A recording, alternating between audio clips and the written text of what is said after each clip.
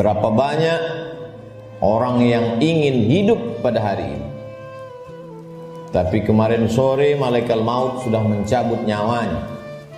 Hari ini dia tidak lagi bisa hadir sholat Jumat. Dan andailah umur bisa ditambah, mereka amat sangat ingin ada bersama kita hari ini. Berapa banyak pula orang yang hari ini, jam ini sehat walafiat, tapi ada yang dicabut Allah dari dalam badannya. Ruhnya masih bersemayam dalam jasad, tapi yang dicabut adalah nikmat iman dan Islam. Tak ada lagi rasa takutnya kepada Allah, sehingga meninggalkan sholat Jumat ringan saja, seperti meninggalkan sandal di tepi jalan. Tak ada sedikit pun khawatirnya terkena azab kubur, tak ada takutnya pada azab neraka. Laknat yang paling mengerikan bukan miskin, laknat yang paling menakutkan bukan sakit. Laknat adalah ketika tak ada rasa takut dalam hati.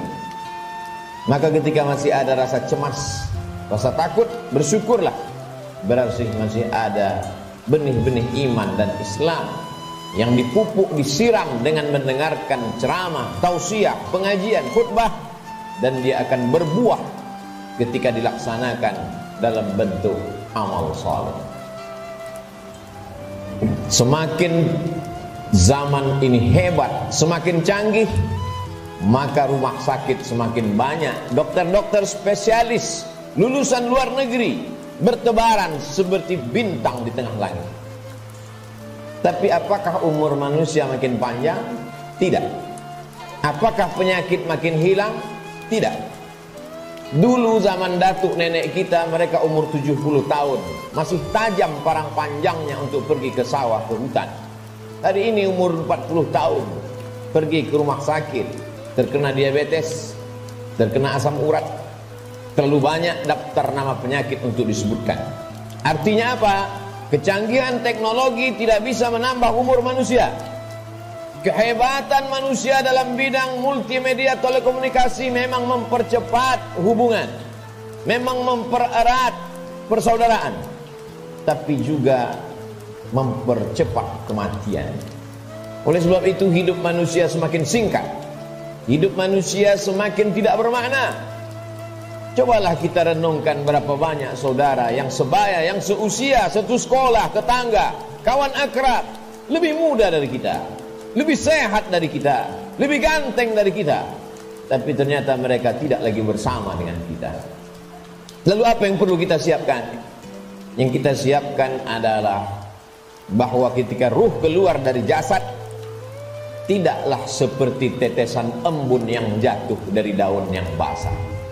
Ketika ruh keluar dari jasad, tidaklah seperti air liur yang keluar dari mulut tak terasa. Ketika ruh keluar dari jasad, Nabi SAW bertanya kepada orang-orang yang ruhnya sudah keluar dari jasad, ketika beliau Isra dan Mi'raj, bagaimana yang kalian rasakan wahai mayat, wahai ruh yang pernah bersemayam dalam jasad lalu kemudian keluar dari jasad? Mereka menjawab, seperti kambing yang dikuliti hidup-hidup. Mereka menjawab, seperti tebasan pedang di tempat yang sama diulang beratus kali. Mereka menjawab, seperti mata kail pancing ditarik dari kulit yang basah. Tercabut urat-urat dan dagingnya, ikut ke mata kail pancing. Begitulah sakitnya. Lalu yang perlu kita siapkan, apa yang bisa meringankan sakaratul maut itu? Di antara yang bisa meringankan sakaratul maut adalah shadaqatus sirri tadfa'u mitatasu, sedekah menghilangkan mati su'ul khatimah. Selama ini kita diajarkan berdoa, Allahumma hawwin alaina fi sakaratil maut, ringankan kami waktu sakaratul maut ya Allah. Baik, doa bagus. Habis selesai salat meminta kepada Allah, Allahumma hawwin alaina fi sakaratil maut. Indah, cantik. Tapi ada yang lebih bagus lagi untuk supaya kita ringan waktu sakaratul maut, yaitu dengan cara bersedekah. Yang mewakafkan tanah masjid ini, yang mewakafkan semen, yang mewakafkan batu, kosen, jendela, tak tahu kita siapa namanya, tapi dengan sedekahnya itu dia sudah memperingan sakaratul maut. Sampai hari ini orang yang mati itu tidak pernah hidup lagi untuk bercerita kepada kita. Mimpi pun tak dapat kita pesan. Bolak-balik kita minta untuk bermimpi dengan datuk, ayah, emak, tak dapat berjumpa dengan mereka. Andai pun berjumpa dalam mimpi, tak pula dapat kita membuat pertanyaan-pertanyaan yang sudah kita sediakan sebelum tidur. Satu-satunya cara hanya dengan menyebut, membaca, mengingat hadis-hadis Nabi Muhammad sallallahu alaihi wasallam. Dan itu adalah iman. Hari ini orang sedang krisis dengan iman. Dia tidak lagi percaya. Mana itu alam akhirat? Mana itu alam barzah? Mana itu roh? Aku tidak percaya kepada yang tak nampak. Aku tidak percaya kepada yang tidak terlihat. Yang aku percaya hanya yang bisa aku pegang dengan tangan, yang bisa aku rasa dengan lidah, yang aku tatap dengan mata, yang aku dengar dengan telinga. Begitu sombongnya manusia berkata, mana itu? Mana dia? Mana yang tidak nampak itu? Tapi ketika kematian datang, adakah yang bisa melihat kematian? Percaya, mati. Tak percaya pun mati. Percaya dan tak percaya, semuanya akan mati menghadap Allah Subhanahu wa ta'ala. Silakan tidak percaya. Mau menjadi kafir, silakan. Mau menjadi orang munafik, silakan. Mau menjadi Abu Jahal, Abu Lahab, silakan. Mau menjadi Qarun, Fir'aun, silakan. Fir'aun mati, Abu Jahal mati, Qarun pun mati. Semua yang tidak percaya mati, dan semua yang percaya menghadap Allah Subhanahu wa ta'ala. Kelak kita semua akan merasakan sakratul maut itu. Bila ada orang yang sudah meninggal dunia, jangan terlalu habis air mata diteteskan untuk mereka. Mengapa demikian? Karena mereka yang sudah mati itu merasakan tiga. Mereka sudah melihat malaikat maut, mereka sudah merasakan sakratul maut, dan mereka sudah mendapatkan husnul khatimah. Bagi yang beramal soleh. Adapun yang larut dalam kesedihan, menangis sampai tak bertepi, sesungguhnya engkau termasuk orang-orang yang mubazir. Innal mubazirina kanu ikhwanas syayatin. Orang mubazir saudara setan. Menangislah karena usia yang lalu tak dapat diulang kembali. Menangislah karena masa-masa muda yang diisi dengan dosa tak dapat diminta ampunannya kepada Allah. Ainani, ada dua mata, la yamassuhuman nar, yang tidak akan terkena azab api neraka. Ainun bakat min khasyatillah, mata yang menangis karena takut kepada Allah. Bulu mata, alis mata yang pernah terkena tetesan air mata, maka itu akan selamat dari azab neraka jahanam. Ainun tahrusu fi sabilillah, mata yang berjaga di tengah malam, menjaga Masjidil Aqsa, takut dirampas oleh tentara Israel. Pejuang-pejuang fi sabilillah, itulah mata yang selamat dari azab Allah Subhanahu wa ta'ala. Setelah mati menghadap Allah, bebas dari sakratul maut. Mereka adalah orang-orang yang mati syahid. Orang mati syahid itu tidak merasakan empat, tidak merasakan sakratul maut. Sakratul maut mereka seperti cubitan pada kulit yang lembut. Mereka tidak merasakan azab kubur, mereka tidak merasakan hisab. Mereka langsung masuk ke dalam surga Allah Subhanahu wa ta'ala. Wala taqulu liman yuqtalu fi sabilillahi amwat. Jangan kau katakan mereka yang mati syahid itu mati. Bal ahya, mereka hidup. Walakin la tash'urun, kamu yang tak dapat merasakannya. Setiap muslim mesti berniat mati syahid. Andai dia tidak mati syahid, maka niatnya menyampaikannya. Innamal a'malu binniyat. Seorang akan mendapatkan sesuai dengan niatnya. Iskariman au mut syahidan. Kalau hidup, hidup mulia.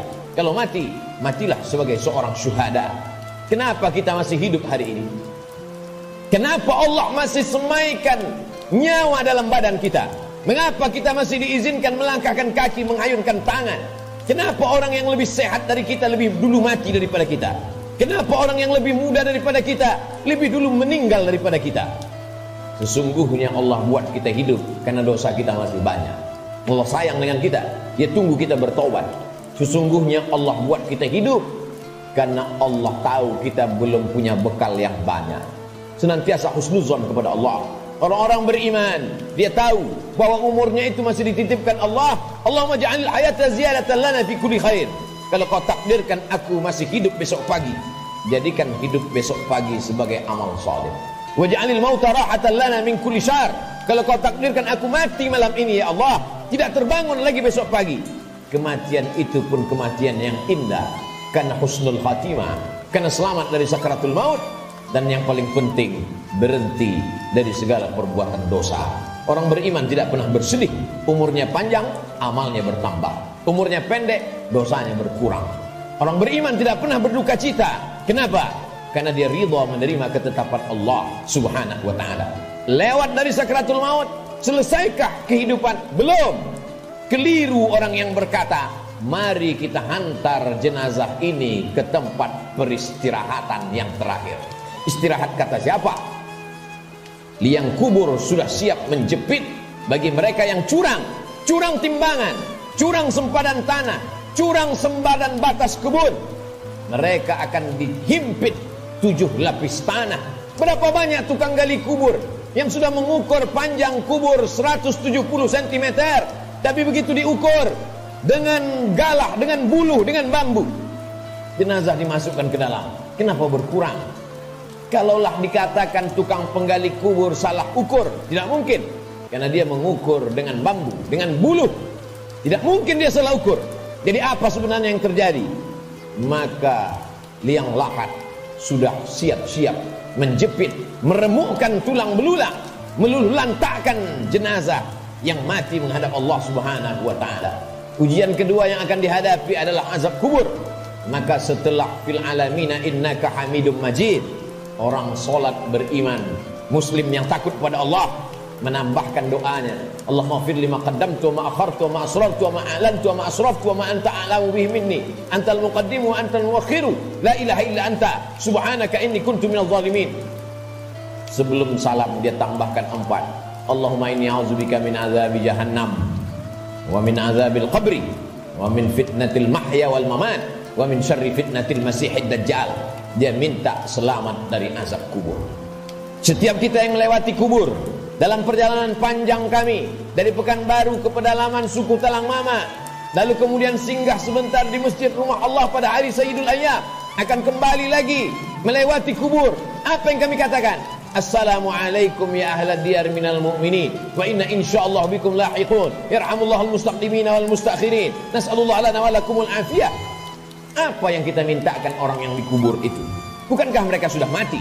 Orang yang hidup kita ucapkan Assalamualaikum, selamat anakmu, selamat keluargamu, selamat rumahmu, selamat hartamu, selamat sawitmu, selamat karetmu, selamat kebunmu, selamat dagangmu, selamat rukomu, selamat rumah makanmu. Tapi untuk orang yang sudah mati, apa yang kita ucapkan? Kenapa ada selamat untuk orang mati? Maka sesungguhnya salam pada orang mati di liang kubur adalah Assalamualaikum ya ahlal kubur, selamat kalian dari azab kubur. Hadisnya sahih, diriwayatkan oleh Sayyidatuna Aisyah Ummul Mukminin. Wahai Aisyah, kata Nabi SAW, kalau engkau lewat di kubur, mulutmu jangan diam saja, ucapkan salam, Assalamualaikum ya ahlad diyar, selamat bagi kalian. Selamat apa? Selamat dari azab kubur. Jangan pernah mulut ini berhenti meminta selamat dari azab kubur. Orang-orang yang dikubur itu kalau dia dihidupkan Allah Ta'ala kembali, apakah mereka mengatakan cukuplah mati ini, kami sudah capek hidup, kami sudah lelah dengan ujian hidup, menghadapi anak pecandu narkoba, menghadapi istri yang berselingkuh, menghadapi orang yang berbuat dosa? Apakah orang yang mati itu lalu kemudian mereka tidak ingin hidup lagi? Orang mati itu ketika ditanya, hai orang mati, maukah kalian hidup lagi? Mereka akan menjawab, laula akhartani ila ajalin qarib, seandainya kau tambah umur kami ya Allah, kami ingin hidup fa'as-saddaqa. Kalau kau tambah umur kami ingin hidup walaupun sekejap sejenak saja. Fa'as-saddaqa, kami ingin bersedekah. Wa akum minas salihin, dan kami ingin menjadi orang-orang yang soleh. Di antara yang menyelamatkan kita dari azab kubur adalah sedekah. Mengapa orang yang dikubur itu tidak minta haji mabrur? Karena pahala haji mabrur dia lihat nanti di surga. Wal hajjul mabrur laisa lahu jazaa' illal jannah. Haji mabrur balasannya surga. Kenapa orang yang dikubur itu tidak minta jihad fisabilillah? Karena memang tak semua orang punya kesempatan, tapi ada orang-orang yang bersedekah, orang-orang yang mampu mewakafkan tanahnya, berikan tanah. Masjid sudah berdiri, buatkan kelas untuk sekolah tahfiz Quran. Bagi yang tidak sanggup berwakaf tanah, berikan sedekah 2-3 sak semen, batu kerikil, pasir, batu bata, besi. Itu semua akan menolong sampai hari kiamat.